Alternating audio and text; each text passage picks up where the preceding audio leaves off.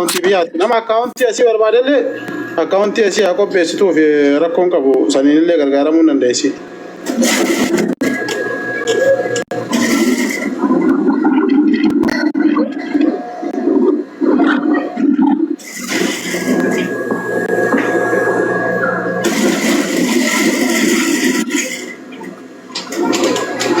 مبارك هذا فاتح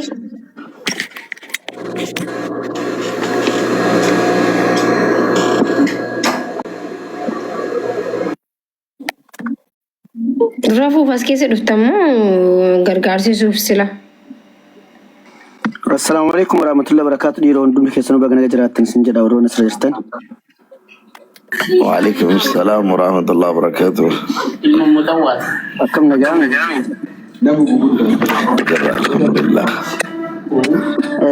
ساعتين لدي ما جرى وانت نموني كان عم بود نموني باير وانت بيجرجار نور لوان رب العالمين نمدو أجرجاروني أجرجار سرت ولي قلتني تاني أصلي أنا اللي شريت ولي تريجارون أصلي ابني وانت بيكو سو نمجروني هم دندمين جرجاراني ما ركنا أبا كسجريو هنگا وانت يو جرار أولياء دني وما ركنا نجرو وأنا متوقع وانت في هاجرجارم تو أكاونتي مو أكما ماكينة سجته وانت رت بالرئيساتي وانا رتي متسع يوكيسين فولدر ساعة كيتو جرجار ساتو في نمتني جاري كسم يمورو تواكنو في ورونا سكسرتني نمون توك دوايو سوغوتني في كسرت نملي وارجو وانت في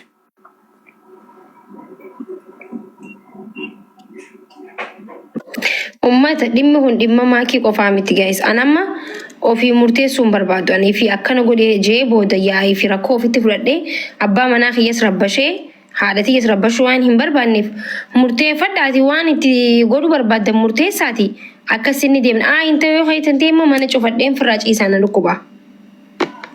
Yoon akkaawuntii fi barreeffattee maasin baafne quuftuun waan sin jaan dhageessu. Akkaawuntii kan kee waraqaa wayirra barreessiti as baasi. Akkaawuntii kan keessan nama hin itti sanas dhiyeeffadhu irratti gargaaru namsi rabbiin laaffiseef.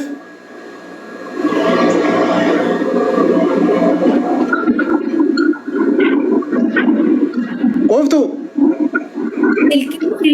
Silkiin irratti natti argisuun silkichiin cufee bara. Yoon ati barreessi yookiin immoo matitti hin cufe silkiitu. Mataatti immoo